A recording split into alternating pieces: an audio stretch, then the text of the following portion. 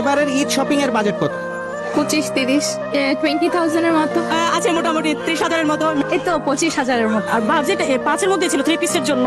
20,000 তাও 10 কার টাকায় শপিং হচ্ছে এবার? নিজের, বাবার, হাজবেন্ডের, সবার।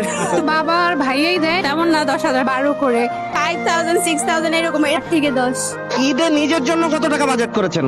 নিজের জন্য এখনো করা হয়নি।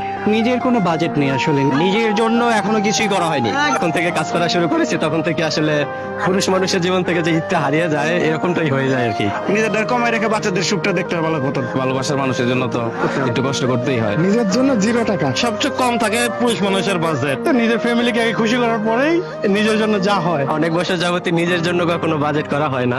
ঈদের জন্য নিজের শপিং বাজেট এখনো করা হয় নাকি? আগে ফ্যামিলির জন্য কিনে পরে লাস্টের দিকে বের হই আর কি নিজের জন্য কেনার জন্য। নিজের জন্য তেমন কিছু না, নিজের জন্য তো সামান্য, বড়টাই পরিবারের জন্য। পরিবার, তারপরে পরিবারের গার্জিয়ান।